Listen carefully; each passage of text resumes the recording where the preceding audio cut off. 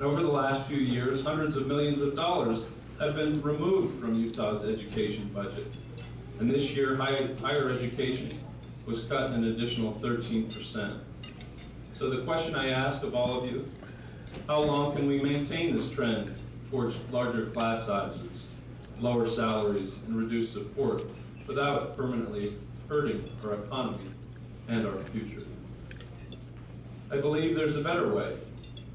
Now, I know that many people have preceded me and made the case that we need to invest in education. Our state leaders often say that education is their #1 priority. But to me, this is about preparing Utah for the future.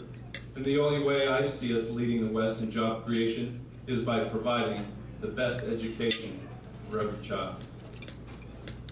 Lastly, the other big economic agenda item I have as focused on as candidate for governor is having the state of Utah becoming energy independent over the next 10 years.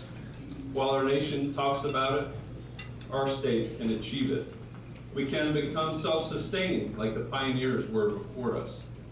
When we turn on the lights in our homes or turn on the keys in our car, that energy should come from our own state and our own businesses.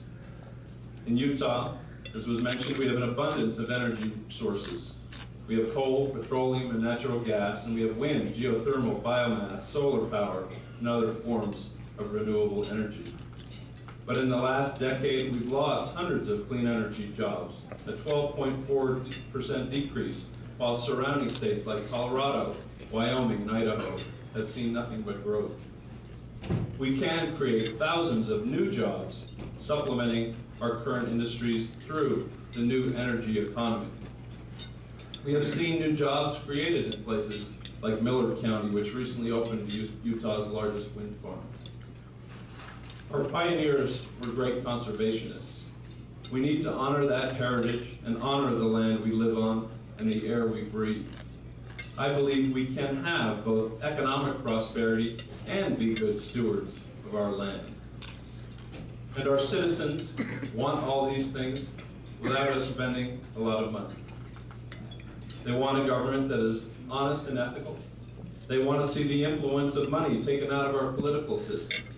And citizens want strong ethics reform so that political leaders focus on public service, not self-service.